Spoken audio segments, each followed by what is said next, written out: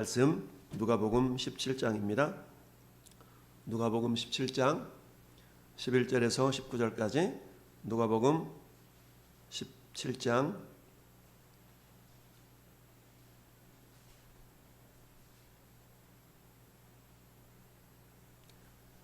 17장 11절에서 21절까지 읽읍시다. 11절 21절까지 교독합니다. 예수께서 예루살렘으로 가실 때에 사마리아와 갈릴리 사이로 지나가시다 나병 환자 10명이 예수를 만나 멀리 서서 소리를 높여 이르되 예수 선생님이여 우리를 불쌍히 여기소서 하거늘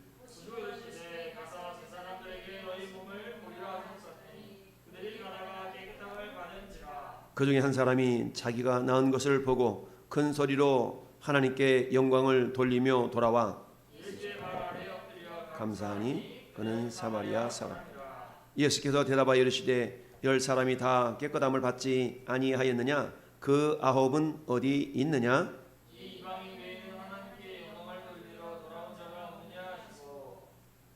그에게 이르시되 일어나 가라 내 믿음이 너를 구원하였느니라 하시더라. 바리새인들이 하나님의 나라가 어느 때에 임하시니까 묻거늘 예수께서 대답하여 이르시되 하나님의 나라는 볼 수 있게 임하는 것이 아니요 또 여기 있다 저기 있다고도 못하리니 하나님의 나라는 너희 안에 있느니라. 아멘.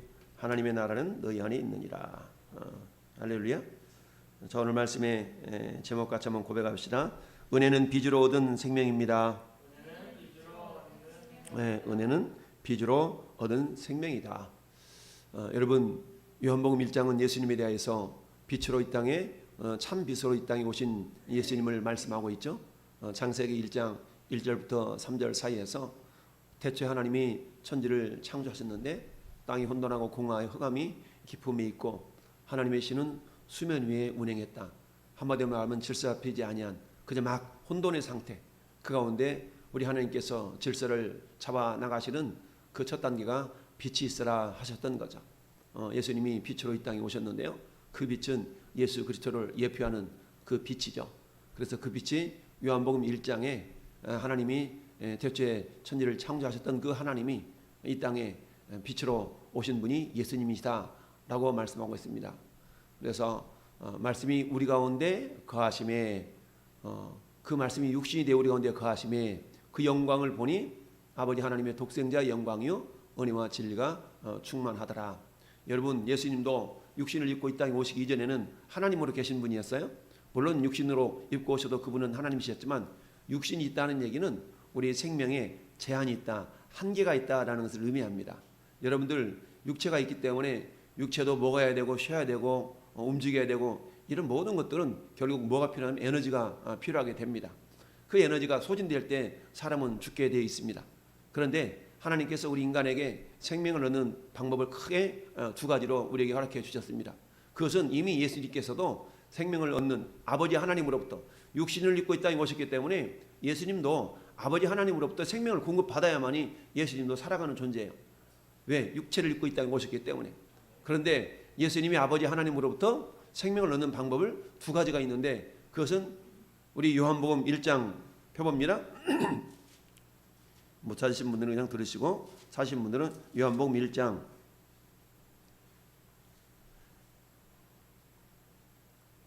자 1장 1절 같이 합독합시다. 태초에 말씀이 계시니라 이 말씀이 하나님과 함께 계셨으니 이 말씀은 곧 하나님이시니라. 4절 그 안에 생명이 있었으니 이 생명은 사람들의 빛이라. 5절 빛이 어둠에 빛이 돼 어둠이 깨닫지 못하더라. 아멘. 14절 말씀이 육신이 되어 우리 가운데 거하심에 우리가 그의 영광을 보니 아버지의 독생자의 영광이요 은혜와 진리가 충만하더라. 아멘. 우리가 그 영광을 보니 말씀이 육신이 되어 우리 가운데 거하시는데 우리가 그의 영광을 보니 아버지의 독생자의 영광이요 은혜와 진리가 충만하더라. 아멘. 자, 그 안에 뭐가 있었다고요? 생명이 있었다. 그 안에 생명이 있었는데 누구 안에 생명이 있었던 거요? 예수님 안에 생명이 있었습니다. 할렐루야. 그 생명이 있었는데 이 생명은 사람들의 빛이라. 예수님이 빛으로 오셨기 때문에 예수님 자체는 생명이신 거죠. 그래서 예수님이 요한복음 14장 6절에 내가 곧 길이요 진리요 뭐다? 생명이다. 라고 말씀하셨습니다. 예수님은 아버지 하나님으로부터 철저하게 어떻게 살아야 될 것인가를 보고 듣고 배우고 이 땅에 오신 분이에요. 그래서 예수님이 육체를 입고 이 땅에 오셨기 때문에 예수님도 육체를 입었기 때문에 육체의 생명이 필요한 겁니다. 그런데 그 생명을 얻기 위해서는 예수님이 어떻게 오셨다고 그랬냐면 은혜와 진리로 오셨다. 근데 그 예수님에게는 은혜와 진리가 조금 있는 것이 아니라 어떻다고요? 충만했다는 얘기입니다. 충만하기 때문에 우리 예수님은 우리에게 그 충만한 은혜와 진리를 우리에게 나눠 주실 수가 있는 겁니다. 여러분 충만하다는 상태에서 나눠줘 버리면 그 사람이 죽을 수가 있다는 얘기인데 그런데 우리 예수님은 원래 은혜와 진리가 충만한 상태로 이 땅에 오셨기 때문에 그 은혜와 진리를 우리에게 나눠 주실 수가 있는 겁니다. 우리가 오전에 살펴봤던 그 달란트 비유에서처럼 여러분 1달란트, 2달란트, 5달란트 받았는데 2달란트와 5달란트 받았던 자는 주인이 어떤 존재인가를 알았어요. 주인에 대해서 알았다는 얘기입니다. 주인의 마음을 알았던 것이고 주인이 베푸신 그 은혜를 알았던 자예요.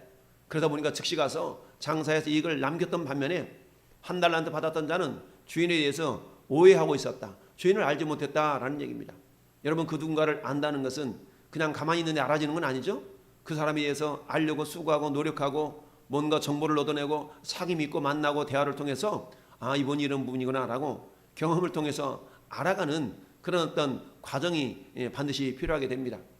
우리가 하나님도 마찬가지입니다. 하나님을 알아가는 과정 속에서도 우리의 수고와 노력과 애씀이 반드시 필요합니다.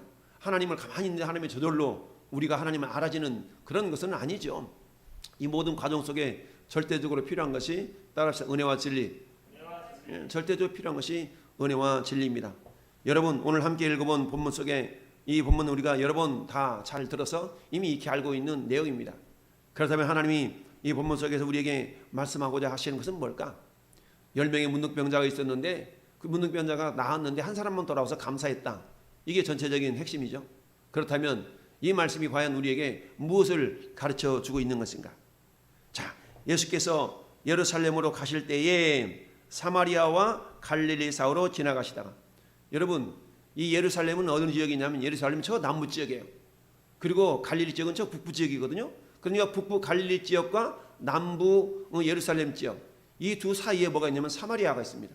그러니까 저 북부 갈릴리에서 남부 예루살렘으로 오시려고 그러면 반드시 어디를 거쳐야만 됐어요? 사마리아 땅을 거쳐야만 됐습니다. 그래서 예수께서 예루살렘으로 가실 때 사마리아와 갈릴리 사이로 지나가시는데 한 마을을 지나가게 됐어요. 한 마을을 지나가게 됐는데 그곳에 문둥병자, 나병 환자가 10명이 있었다. 근데 이 나병 환자는 예수님을 가까이 가지 못하고 멀리 떨어져서 소리를 외쳐서 불러 외칩니다. 예수 선생님이요, 우리를 불쌍히 여기소서라고 했습니다. 이미 이 10명의 문둥병자들은 예수님에 대한 소문을 들었겠죠. 예수님은 질병 있는 자들을 잘 고친대더라 라는 소문을 익히 들어 알고 있었기 때문에 예수님께 우리를 불쌍히 여겨달라라고 도움을 요청하고 있는 겁니다. 생면부지에 사람 앞에 가서 우리를 좀 도와달라, 내 질병을 고쳐달라 이렇게 말하지는 못하죠. 자, 어느 병원 갔더니 그 의사가 참 용하대, 어떤 질병이 있든 잘 고친대 라는 소문이 자자하게 들려질 때에 나에게 그런 병이 있다면 맞아, 내가 그 의사를 한번 찾아가 볼까? 라는 마음이 생기게 되는 것과 똑같이 예수님에 대한 소문이 북부 갈릴리로부터 남부 예루살렘 이리까지, 남부 예루살렘인 지역을 유대 지역이라고, 유대 지역과 갈릴리 지역, 예수님의 사역은 주로 갈릴리 바다를, 갈릴리 호수를 중심으로 한 갈릴리 사역과 예루살렘을 중심으로 한 유대 사역으로 나눠져 있었어요. 그러니까 북부 사역과 남부 사역 가운데 끼어 있었던 사마리아 지역. 그런데 예수님 당시에도 그랬듯이 이 사마리아 지역은 어떻습니까? 북쪽 이스라엘이 아수리에게 멸망당하는 그 시대에 북쪽 이스라엘 사람들은 어땠습니까?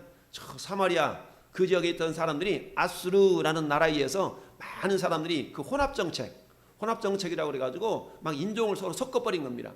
그러다 보니까 사마리아에 살고 있던 사람들은 혼혈인들이 많았어요.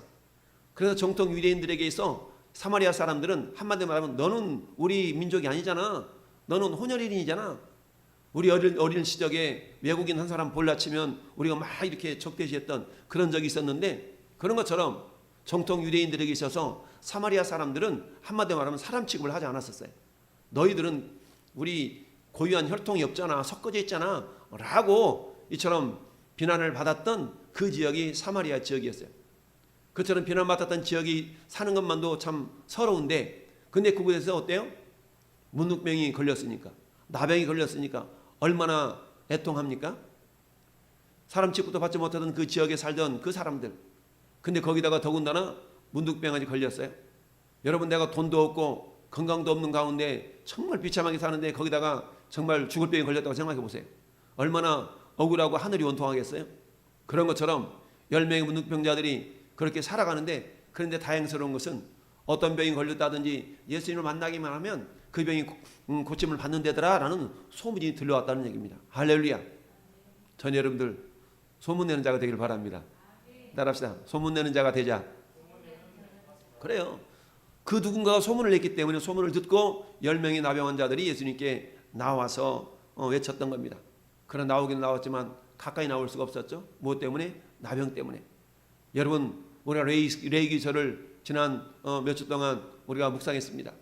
레위기 13장 14장을 보니까 이러이런 문둥병이 발생하거들랑 너희는 제사장 앞에 데려가서 살펴보고 일주일 뒤에 또 살펴보고 또 일주일 뒤에 살펴보고, 그래서 문둥병이 아니라고 진단을 내리고 이런 경우는 문둥병이다, 이런 경우는 재발했다, 이런 내용에 대해서 우리가 묵상 말씀을 통해서 이미 레위기 13장 14장에 잘 살펴본 바가 있습니다.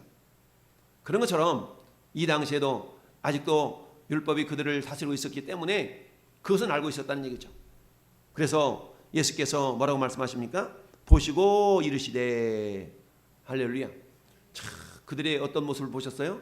안타까운 모습을 보이셨죠? 우리 주님은 그들을 어떻게 여기신 거예요? 긍휼히 여기신 겁니다. 우리를 불쌍히 여기셔서 했더니 주님이 그들을 보시고 이르시되 가서 제사장들에게 너희 몸을 보이라 하셨더니 그들이 가다가 깨끗함을 받았다. 여러분, 예수님 고쳐달라고 그랬는데 예수님이 고쳐주지는 않고 제사장한테 가서 너희 몸을 보이라 라는 소리를 들었을 때 10명의 문둥병자들 가운데 불평하며 이런 사람도 있지 않았겠어요? 아니, 우리를 고쳐주지, 제사장한테는 우리 몸이 낫지도 않았는데 왜 가서 비치라는 거예요? 라고 불평하는 사람도 있겠고, 그 10명 가운데서는 야야 그래도 뭔가 있지 않겠니? 야, 저분 말씀 듣고 한번 가보자 라고 하면서 그렇게 말하는 사람도 있지 않았겠습니까? 근데 어느 목소리가 더 컸어요? 그래, 저분 말 듣고 한번 가보자라는 목소리가 컸기 때문에 그 가운데 우리를 고쳐주지 이런 생각을 품었던 사람들이 같이 이제 뭉쳐서 누구한테 갔다고요? 제사장한테 갔습니다. 그랬는데 어때요? 그들이 가다가 깨끗함을 받았다. 할렐루야. 가다가 깨끗함을 받았어요. 가다가 깨끗함을 받았는데 그 중에 한 사람이 자기가 나은 것을 어떻게 하고 보고 큰 소리로 하나님께 영광을 돌리며 어떻게 했어요? 돌아와 예수의 발 앞에 엎드려 감사하니 그는 사마리아 사람이라. 자, 감사했던 사람이 사마리아. 근데 이 사마리아인은 어떻다고요? 그 당시에 이방인 취급을 당했고 사람 취급을 당하지 않았던 그런 사람이었어요. 그런데 그 사람이 예수님께 돌아와서 감사한 것뿐만 아니라 하나님께 영광을 돌렸다라는 거죠.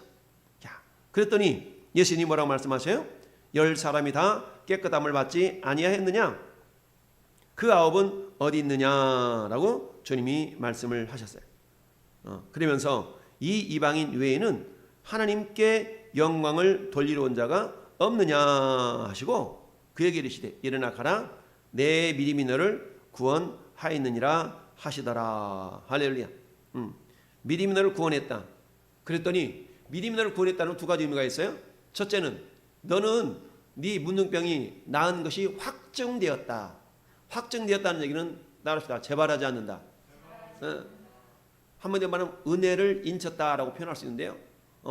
첫 번째, 네가 구원받았다는 것은 너 낳은 그 문둥병, 나병이 재발하지 않을 거야 이제는 라는 확정의 표시요.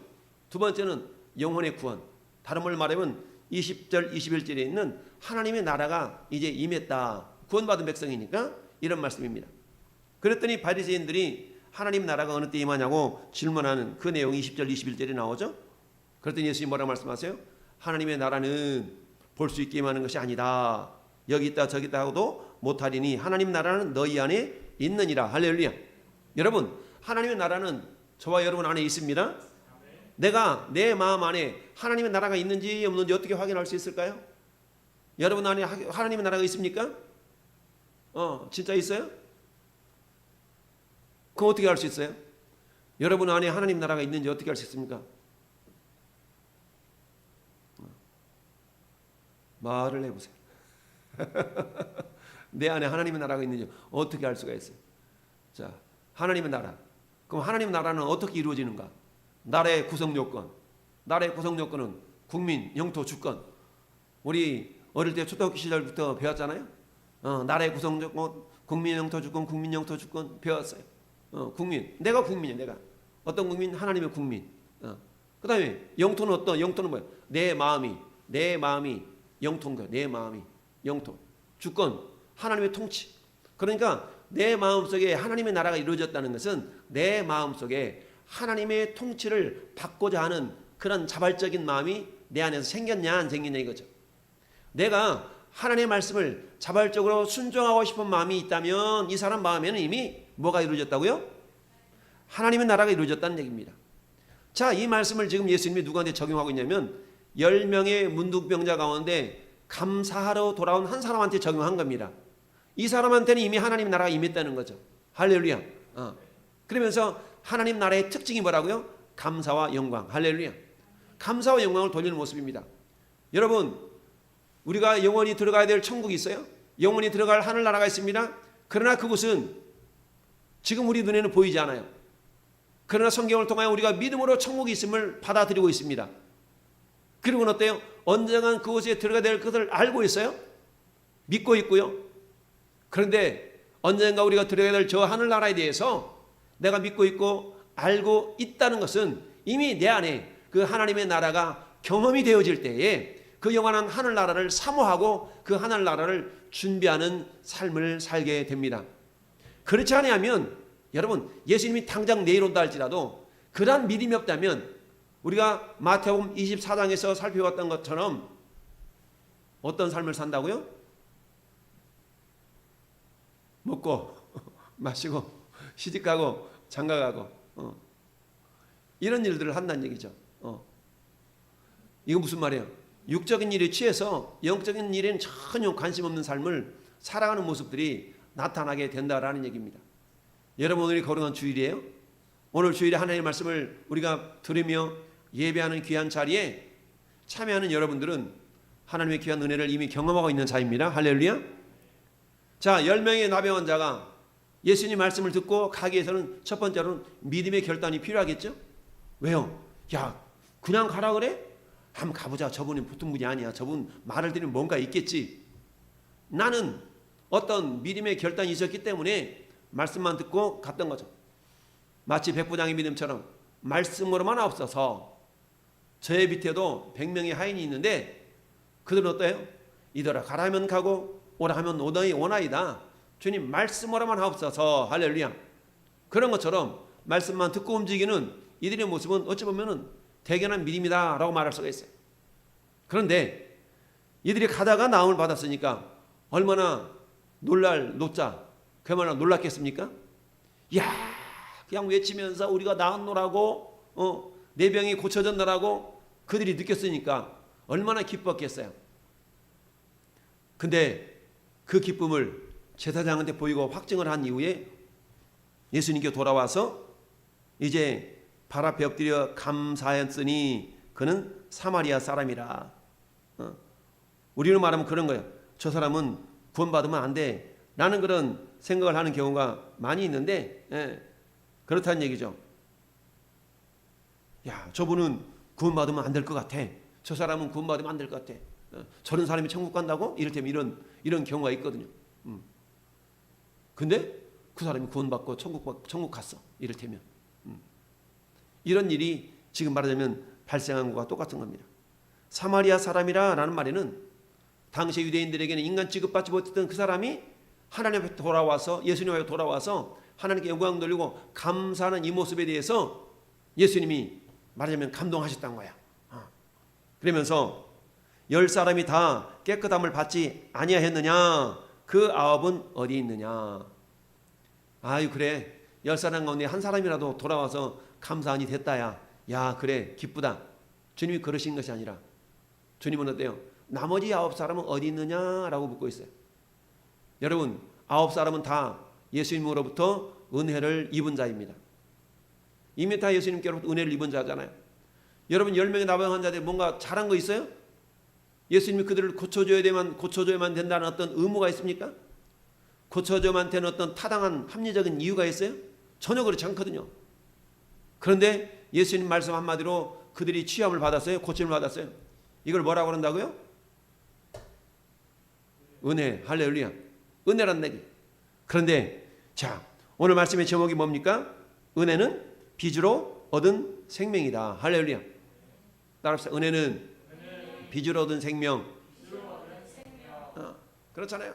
어느 날 솔로몬이 대신들을 시켜가지고 야 세상에 많은 그런 지식들이 있는데 요걸 책 한 권으로 요약해가지고 오라라고 시켰다는 거 아니겠어요? 그랬더니 하인들이 전 세계를 막 돌아다니면서 막 지식을 가져왔는데 너무 많은 거야. 솔로몬이 그 지식을 한 권의 책으로 이렇게 요약해라고 하니까 학자들이 엄청나게 많은 양을 한 권으로 겨우 추려왔어. 여기 한 권 있나이다 라고 솔로몬한테 가져왔더니 솔로몬이 또 뭐라고 그래? 야 너무 분량이 많다. 이걸 한 페이지로 줄여와라 라고 했더니 그 많은 지식들을 또 한 페이지로 탁 줄여왔네. 한 페이지 쭉 보면서 솔로몬이 또 뭐라고 얘기한다고요? 야 이것을 한 줄로 한번 요약해봐라 라고 했어요. 그래서 고심해서 한 줄로 줄여왔는데 그 한 줄의 말이 뭐라고요? 따라합시다. 공짜는 없다. 세상에 많은 지식, 세상에 많은 이론 가운데 엄청난 이론 가운데 골라서 솔로몬에게 보고했던 가장 한 가지 내용이 뭐냐? 그것은 공짜는 없다라는 얘기입니다. 이처럼 은혜라는 것은 우리는 아무런 근거 없이 하나님으로부터 사랑을 받았지만 하나님으로부터 생명을 받았지만 그런데 알고 보니까 그 생명이 뭐다? 빚이라는 얘기예요. 빚. 여러분 우리가 세상의 빚 때문에 얼마나 고생합니까? 빚을 갚지 못하면 계속 따라다니잖아요. 우리가 하나님께 은혜를 받은 자들인데 그런데 은혜는 당연한 것이 아니라 은혜는 마땅히 갚아야 될 그런 빚과 똑같다라는 것을 우리는 알아야 됩니다. 할렐루야. 여러분 자 예수님이 이 땅에 오실 때 은혜와 진리로 오셨다고 그랬어요? 우리는 원래 생명을 받을 존재들이 아니에요.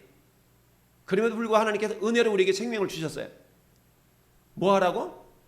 생명을 주신 이후에 그 은혜를 뭐 하라고? 갚으라라고 주시는 미리 생명을 갚으려 주셨다라는 의미죠. 오늘 10명의 나병 환자들에게 예수님께서 은혜를 베풀어 주신 것은 그것이 그들이 치료받고 땡이 아니라 치료받은 이후에 그들이 받았던 은혜에 대해서 뭐 하라고? 감사하기를 원하셨다는 얘기입니다. 할렐루야. 그런데 오직 사마리아 한 사람만이 돌아와서 감사했다는 얘기죠. 여러분 이것은 뭘 얘기합니까? 사마리아 사람들은 당시에 이방인 취급을 받았던 사람들이에요.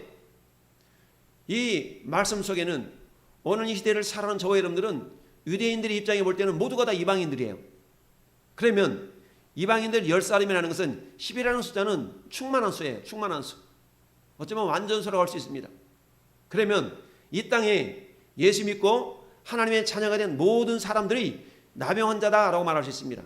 나병이라는 것은 스스로 힘과 능력으로는 치료받을 수 없는 병이에요.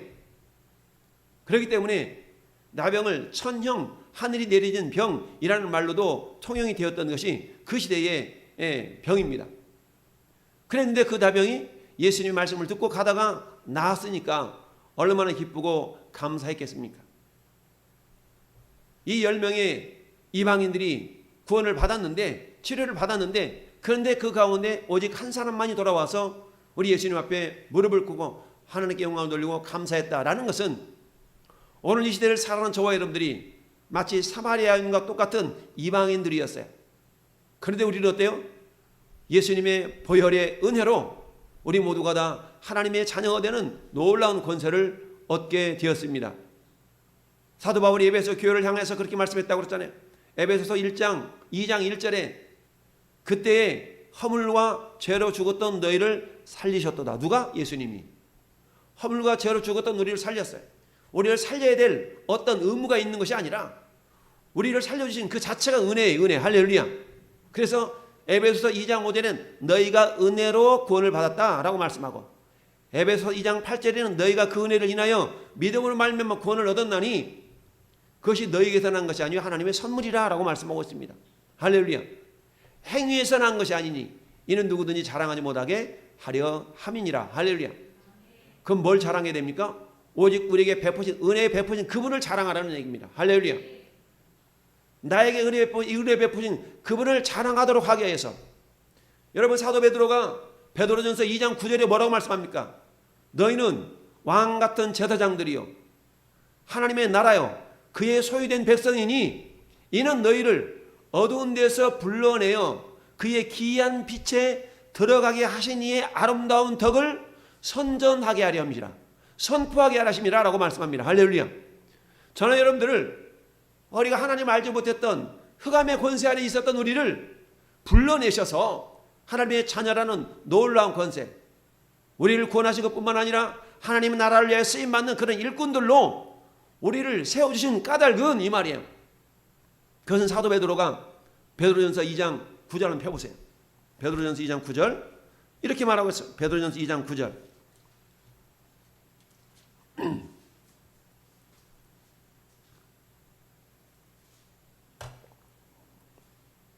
합독합니다.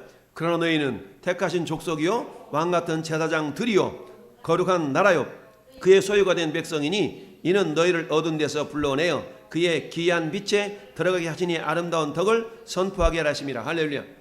여러분, 하나님이 창세전 우리를 선택했다고 그랬어요? 이게 하나님의 은혜라고 했죠? 선택한 것뿐만 아니라 우리를 구원해서 하나님의 자녀 삼아주셨어요?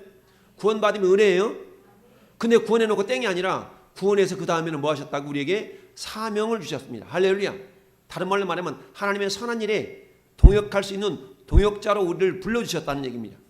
하나님의 선한 일에 쓰임받는 동역자로 우리를 불러주신 것 자체가 은혜라는 얘기입니다. 할렐루야. 그 모습을 베드로 사도는 베드로전서 2장 9절에 이렇게 말씀하고 있는 거예요. 그러나 너희는 택하신 족속, 우리를 하나님이 선택했어요. 왕같은 제사장들입니다. 사명이 있다는 얘기입니다. 거룩한 나라요. 하나님의 통치를 받아야만 되는 하나님의 나라가 이미 우리 안에 이루어져 있는 겁니다. 할렐루야. 근데 왜 이러느냐? 그 자체가 목적이 아니라 이는 너희를 어두운 데서 불러내어 그의 기이한 빛에 들어가게 하시니 누구예요? 예수님이에요. 예수님. 예수님의 아름다운 덕을 선포하게 하심이라. 무슨 말입니까? 은혜를 영광 돌려 은혜에 대해서 찬양하고 은혜에 대해서 감사하도록 하기 위해서 우리를 주님이 왕같은 제사장이요 하나님의 나라요 그의 소유된 백성을 삼으셨다라고 사도 베드로가 말씀을 하고 있습니다. 할렐루야. 왜요? 사도 베드로는 이미 베드로 사도행전 2장에서 마가다락방에서 기도하다가 오순절 성령 강림을 덧입는 놀라운 은혜를 경험했던 그 사람이 누구라고요? 베드로예요. 베드로. 여러분, 이 베드로가 성령 충만함을 입고 예루살렘 성에서 말씀을 선포하면서 이런 고백을 해요. 어떤 고백을 하냐면 사도행전 2장 펴보세요. 사도행전이나 누가복음은 누가가 기록했어요. 자, 사도행전 2장에 28절 볼까요? 다윗의 시편을 인용하고 있어요. 그러므로부터 26절부터 28절까지 그러므로 내 마음이 기뻐하였고 내 혀도 즐거워하였으며 내 육체도 희망에 거하리니 이는 내 영혼을 음부에 버리지 아니하시며 주의 거룩한 자로 썩음을 당하지 않게 하실 것이미로다. 주께서 생명의 길을 내게 보이셨으니 주 앞에서 내게 기쁨이 충만하게 하셨음이니라. 아멘. 주 앞에서 생명길을 내게 보이셨어. 그리고 주 앞에서 내게 기쁨이 충만하게 하시리로다. 이 말씀은 사도 베드로가 구원받고 성령 충만함을 경험한 이후에 고백한 시편인데요. 이 고백한 것이 뭐예요? 시편 16편을 인용한 말씀이에요. 시편 16편은 다윗의 시편인데 다윗도 이미 예수 그리스도를 이미 경험한 사람이에요. 그러면서 시편 16편에 이렇게 고백하고 있습니다. 시편 16편 한번 우리 가서 보면 시편 16편에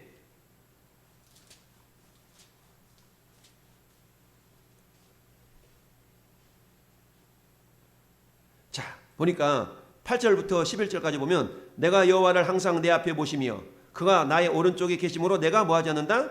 흔들리지 아니하리로다. 이러므로 나의 기쁨이 마음이 기쁘고 나의 영도 즐거워하며 내 육체도 안전히 살리니 이는 주께서 내 영혼을 어디에 버리지 않고 수월에 버리지 아니하시며 주의 거룩한 자를 멸망시키지 않으실 것이미로다. 11절 합독합니다. 주께서 생명의 길을 내게 보이시리니 주의 앞에는 충만한 기쁨이 있고 주의 오른쪽에는 영원한 즐거움이 있나이다. 아멘. 다윗은 어때요? 이미 예수 그리스도의 은혜를 경험한 사람이에요. 구약시대에 살았지만 이 다윗은 이미 예수 그리스도를 경험한 사람이에요. 그러면서 주께서 생명길을 내게 보이시리니, 그런데 이 말씀을 베드로가 사도행전 2장과 그리고 사울이 사도행전 15장에 인용을 하고 있습니다. 그러면서 어때요? 주 앞에는 충만한 기쁨이 있고 주의 오른쪽은 영원한 즐거움이 있나이다. 여러분 오늘 오전 말씀을 생각해 보세요. 2달란트 5달란트 남았던 그 종들에게 주인이 뭐라고 말씀해요? 네가 주인의 즐거움에 참여할지어다. 근데 그 주인은 누구라고 했습니까? 예수님이에요. 그러면 이 즐거움은 어떤 즐거움입니까? 영원한 즐거움이라는 얘기입니다. 할렐루야. 영원한 즐거움을 받았어. 다윗도 이미 예수 그리스도에 대해서 주의 오른쪽에는 즐거움이 있는데 그 즐거움이 일시적인 즐거움이 아니라 영원한 즐거움이 있었다는 것을 이미 깨닫고 있었던 겁니다. 할렐루야. 그러면서 오늘 우리가 읽으면 누가복음 17장 11절부터 19절 사이에 예수님께 돌아와서 감사했던 한 사람의 이 문득병자, 예수님 이 모습을 보고 뭐라고 말씀하고 있습니까? 다시 돌아와서 보니까 야 10사람 다 깨끗함을 받지 아니했느냐? 9은 어디 있느냐? 라고 말씀하시면서 이 이방인에게는 하나님께 영광을 돌리러 온 자가 없느냐라고 못내 아쉬워하고 있는 거예요. 못내 아쉬워하고 있어요. 10명 다 은혜를 받았는데 은혜를 받은 거에 대해서 감사하며 돌아와서 감사한 사람은 한 사람이었다는 얘기죠. 은혜는 빚으로 얻은 생명이라고 그랬어요. 이미 빚으로 얻은 생명이기 때문에 여러분 빚을 갚지 않으면 어떤 현상이 나타납니까? 독촉장 들어와. 그 다음에 그래도 안 갚으면 어떡해? 압류 들어와. 내 재산 빼앗긴다는 얘기입니다. 마찬가지로 은혜로 얻은 생명인데 은혜로 얻은 생명이 내 것이 되기 위해서는 인침받기 위해서는 반드시 뭐가 필요하다? 감사가 필요하다. 할렐루야. 그래서 예수님이 뭐라고 말씀하세요? 19절에 같이 합독합시다. 그에게 이르시되 일어나 가라. 내 믿음이 너를 구원하였느니라 하시더라. 아멘. 일어나 가라. 내 믿음이 너를 구원했다. 이 구원했다라는 그 의미 속에는 두 가지 의미가 내포되어 있다고 그랬어요. 첫 번째는 너 문둥병 나병 고침받았는데 이게 재발하지 않아 라고 확증시켜 준 겁니다. 확증. 그러면 나머지 9사람이 문둥병의 고침을 받았어요? 제사장이 너 나았어라고 확증했어요? 그렇지만 뭐가 없었기 때문에 하나님 돌아와서 감사가 없었기 때문에 이미 그들은 치료받은 것이 주님으로부터 은혜를 받았어요. 은혜는 빚으로 얻은 생명이라고 그랬어요. 그러면 빚으로 생명을 얻었기 때문에 그 생명을 어떻게 해야 돼요? 갚아내야 되잖아요. 그 갚는 것이 뭐라고요? 감사라고요. 감사. 근데 그 감사가 없었기 때문에 나머지 9명의 이 나병 환자들은 다시 그 질병이 뭐 할 수 있다? 재발할 수 있다는 얘기죠. 재발할 수 있는 겁니다. 이것도 오늘날 뭘 말씀하고 있냐면, 자, 저와 여러분들은 이스라엘 민족들에게 비유한다면 우리는 이방인들이었어요. 우리가 구원받은 것이 주님의 전적인 은혜예요. 너희가 은혜로 구원받았다는 얘기입니다. 근데 내가 구원받은 것 자체가 우리 오전에 그게 하나님의 한량없는 은혜였는데, 근데 그 은혜를 내가 당연한 것으로 여기거나 은혜에 대해서 내가 무감각하면 안 된다는 겁니다. 그 받은 은혜에 대해서 무감각하면 안 된다는 얘기죠. 돌아와서 감사했던 한 명의 나병 환자처럼 그것을 어떻게 해야 돼요? 우리는 항상 따릅시다. 보은자의 자세. 이 보은자의 자세를 놓쳐서는 안 된다는 얘기입니다. 그런데 주님이 뭐라 말씀하세요? 야, 이방인 10명 가운데 오직 한 사람만 나한테 돌아와서 감사했어. 이것은 뭘 의미하냐면 여러분 마태복음 7장 13절과 14절을 생각하게 합니다. 한번 볼까요? 마태복음 7장 13절 14절. 마태복음 7장 13절 14절. 자, 합독합시다. 좁은 문으로 들어가라. 멸망으로 인도하는 문은 크고 그 길이 넓어 그리로 들어가는 자가 많고 생명으로 인도하는 문은 좁고 그 길이 협착하여 찾는 이가 적음이라. 얼마나 적을 것 같아요? 오늘 말씀으로 비유한다면 10분의 1이라는 얘기. 10분의 1. 좁은 문으로 들어가라. 멸망으로 인도하는 문은 크고 넓어 그 길이 넓어 그리로 들어가는 자가 많고 9명은 이 길로 들어갔다는 얘기예요. 그리고 생명을 인도하는 문은 좁고 길이 협착하여 찾는 이가 적다. 오직 한 사람만이 이 좁은 문 좁은 길로 들어와서 예수님 앞에 감사했더라라는 얘기입니다.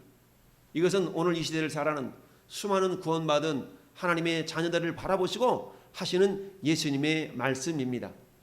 여러분, 대한민국에 1000만 명이라는 그리스도인이 있어요? 1000만 명의 그리스도인 삶 가운데 과연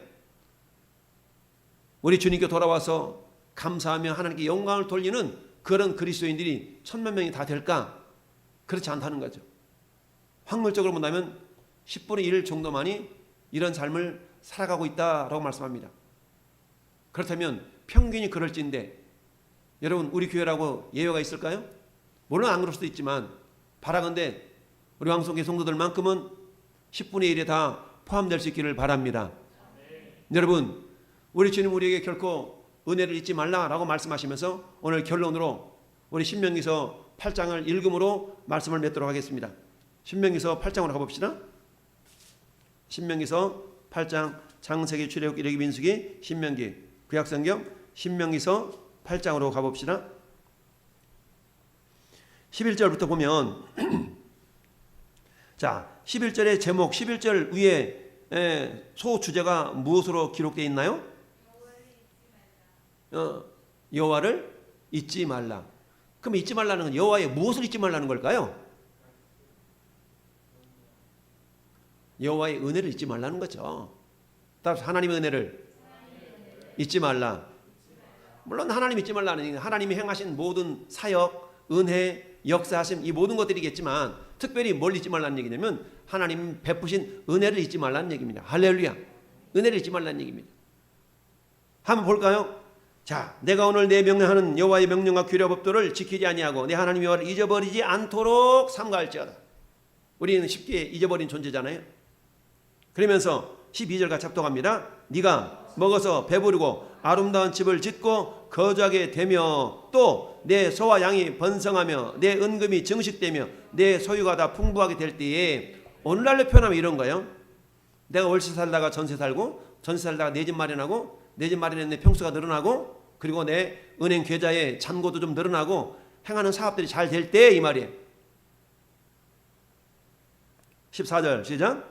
내 마음이 교만하여 내 하나님 여호와를 잊어버릴까 염려하노라.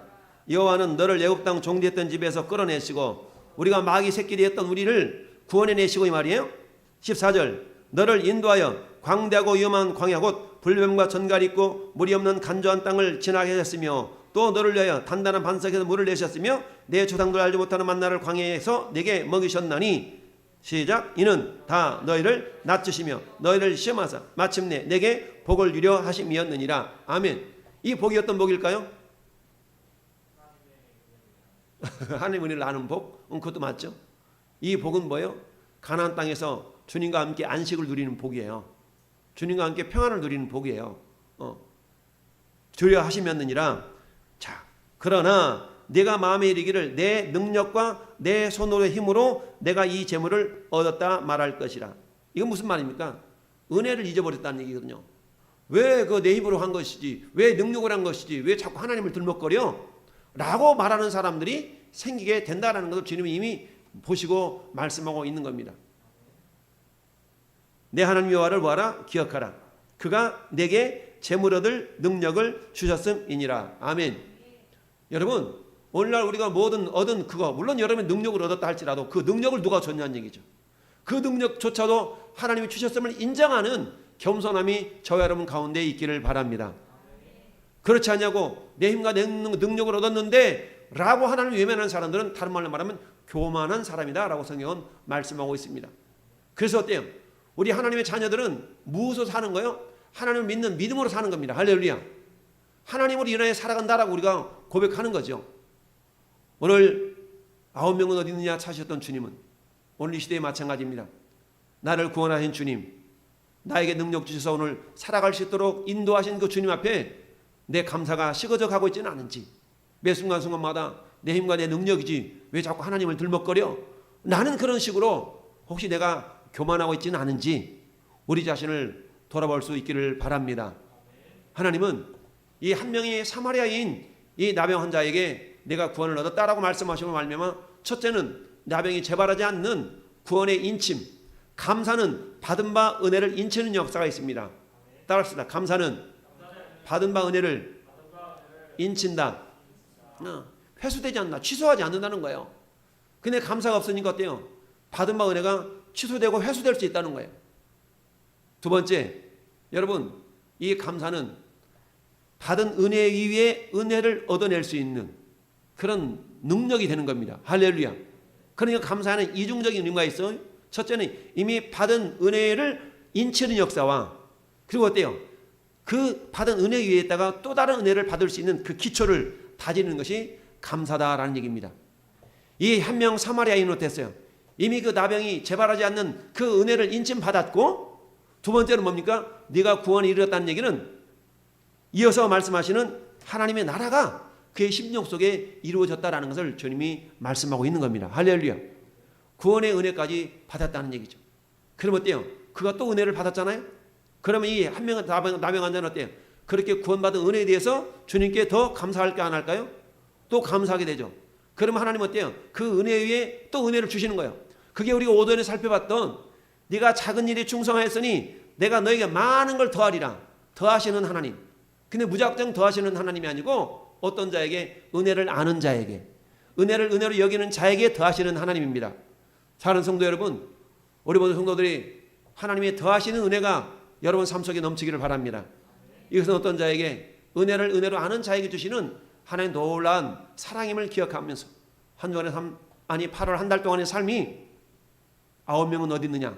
9명에 속하는 자가 아니라 주님께 돌아와 영광 돌리며 살해했던, 감사했던 이 한 명의 우리 왕성의 모든 성도들이 포함되기를 예수님의 이름으로 축원합니다.